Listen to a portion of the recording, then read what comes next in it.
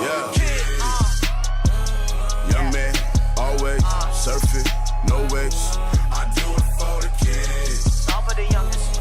Young man, always surfing, no waves. I do it for the kids. They wanna know. They wanna know Who I do it for. who I do it for. I do it all. I do it all. Do it for the kids. They wanna know. Well, hey, happy Tuesday. This is Jeff. Welcome back to the Daily Snack.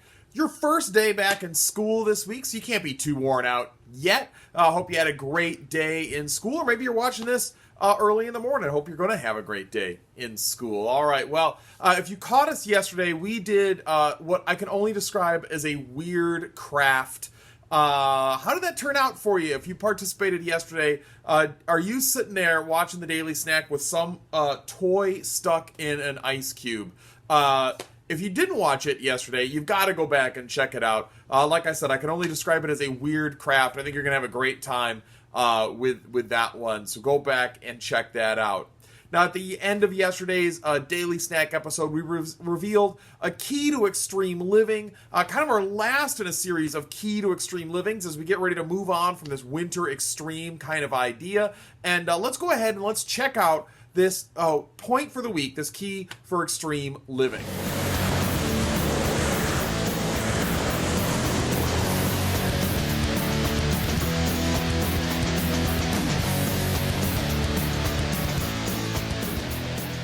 All right, disciples of Jesus trust that God has our best in mind. And I said yesterday, and I'll say it again today, and I'll probably say it more this week, this one might be the most difficult of all the main points that we have. This idea that even when things aren't going well, even when someone asks us to do something we don't like to do, even in the midst of COVID and going to school on Zoom, that God has our best in mind, trusting that is so difficult. You know, there are many times in life when we might be asked to do things that we don't like. But if we do them, we actually might turn out that they're actually kind of good for us. In fact, there are even times when God will ask us to do things that at the time we might not want to do. God asks us to do all kinds of challenging things. Forgive people even when they don't deserve it. Love people even if they don't love us back. It's really tough stuff following these things that Jesus tells us to do. In the end, all of those things that Jesus says, they all actually turn out to be best for us. We need to trust God knows God knows more than us, and trust that He wants what's best for us, and so we should do what He is telling us to do. Now, tell you what, this might seem pretty strange, and I want to talk about it a little bit more with you, because I don't want us to pretend that it's easy to do this, but I think in order to understand this concept a little better, we need to take a look in the Bible. We need to take a look at Jesus and a time in Jesus' life where He asked His followers to do something that, well, seemed kind of strange, even stranger than yesterday's weird craft. So why don't you jump in and let's check out today's Bible story together.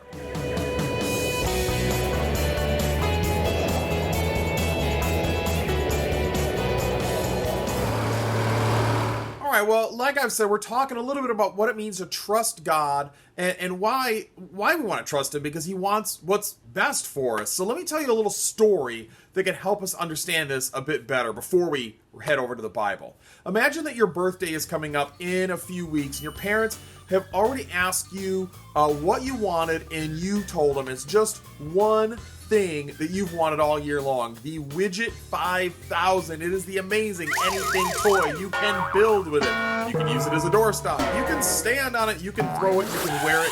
Or anything that your imagination can come up with. That is all you want for your birthday.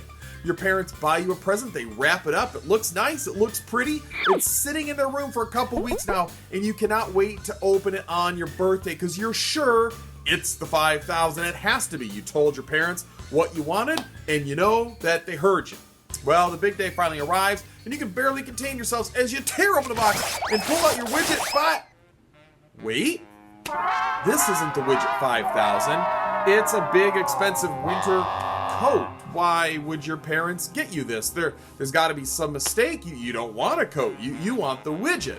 I mean, I know it's cold outside, but you ask your parent where the widget is, and they said they didn't get you one. They just got you the coat. This is awful. It's the worst birthday present ever. But now imagine here we are. It is the middle of winter, and you're standing outside school waiting for your parents to come pick you up. You got to imagine that like school is an actual thing again. It's very cold outside, but you're wearing the coat that they got you for your birthday. And even though it's very cold outside, you're nice and warm and toasty. And suddenly you realize that if your parent had got you the Widget 5000 instead, you'd be really cold right now. The Widget can do a lot of things, but can't keep you warm. Your parents knew that, and they knew what you needed was a coat. Even though it wasn't what you wanted, your parents knew what was best for you. You see, our parents know more than us. Write that one down, kids. And we need to trust that they want what's best for us, and it's the same with God. God knows way more than you or me. What he wants for us to do something, even if it doesn't make sense, even if it doesn't seem like fun, we need to trust that he wants what's best for us. And Jesus' closest friends and followers, the disciples, they learned all about this in the book of Luke, chapter 5. One day Jesus was preaching to a crowd of people on the shores of a sea called Galilee. And the crowd was huge, not everyone could see Jesus. And Jesus noticed that there were a couple empty fishing boats there on the shore, and some fishermen who owned the boats were nearby washing out their nets. Jesus stepped into one of the boats and asked the owner, Simon Peter, if he'd take him out into the water. And Simon Peter said, sure, and they moved the boat out, and Jesus taught the crowds from there. When Jesus was finished a couple hours later, he said to Simon, now let's go out where it's deeper, Simon, and let down your nets to catch some fish. This was a weird request because Simon Peter was done fishing for the day. He'd been out fishing all night, and actually, he hadn't caught anything. If there were any fish to catch, he would have caught them by now. He was tired. He was done working. He could have whined and said, no, I'm not going to do that. But instead, he said, Master, we worked hard all last night and didn't catch anything. But if you say so, I'll let the nets down again. Even though he was tired, Peter trusted that Jesus knew what he was talking about, and he let down his nets. And that's when something absolutely miraculous happened. He began pulling in his nets, and they were full of fish. They were so full, in fact, the nets started to tear. And so Peter shouted, called for his partners, James and his brother John, to come and help him with a second boat. And soon after that, both boats were so full of fish that they actually were in danger of sinking. And that day, Simon Peter, James, and John, they all became followers of Jesus. You see, Jesus knew what was best for these guys. Casting the nets again, it didn't make any sense. It was hard work. It was not a lot of fun. They'd already washed them out. But Simon Peter trusted that Jesus knew what he was talking about, and he trusted that Jesus wanted what was best for him.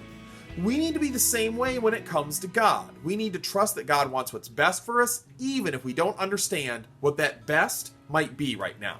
Because disciples of Jesus trust that God has our best in mind.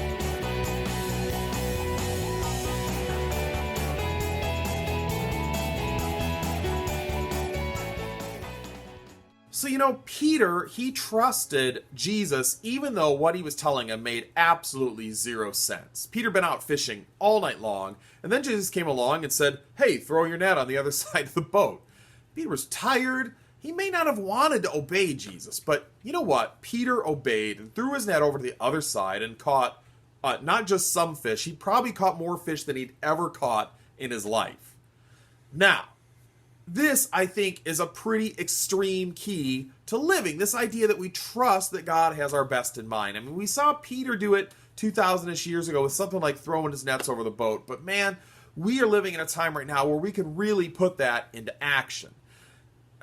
Trusting that God has our best in mind, even in the midst of this illness that's running around, is really tough. And you know what? Lots of people, they just don't. They just, people run around and, man, people just are so disheartened. They're so depressed. They're so everything. There's so many people that just think that, why is this going on? And why bother? Why bother being nice to people? Why bother doing things I normally do? Because this is just so terrible. But that's not what God asks us to do. God asks us to trust that he has our best in mind, and he asks us to keep going on with the things that he has called us to do, to love others, to have joy and peace, to have patience with others, kindness, treat people gently, have self-control, all these things that he calls us to do every day, he calls us to do right in the middle of COVID too. And man, I gotta tell you, it's really tough. I don't want to pretend this is easy. It is not easy to go on every day trusting that God has our best in mind through all of this. But it's precisely what God has told us that we need to do. We need to trust him.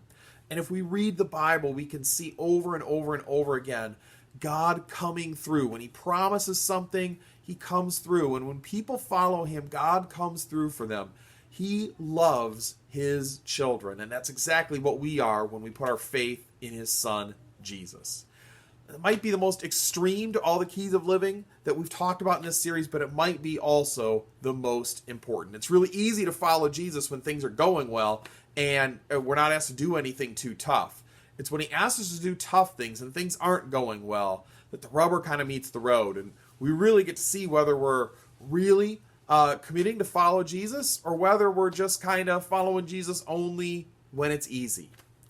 I wish I could tell you this was easy, but it's just not. And it's good to know that Jesus never said that it was easy too. It's not supposed to be easy. But God wants what's best for us. Man, so big of a key to extreme living. In fact, we're going to be talking about this all throughout the rest of the week, including tomorrow here on the Daily Snack. We're going to come back, we're going to talk about this a little bit more, and we're going to check in one last time at the Winter Extreme X Factor Games. It is the end of the competition tomorrow. Rock and Scooter, they don't seem to have done very well on all this. I don't know if they're going to win this thing, if they're not going to win this thing. I mean, it seems like the way these things normally work is that the main characters win, but gosh, I just don't know. I hope you come back tomorrow and check it out with me as they also discover that God, that they need to trust that God has the best in mind for them. So until then, I'll see you tomorrow on the Daily Snack.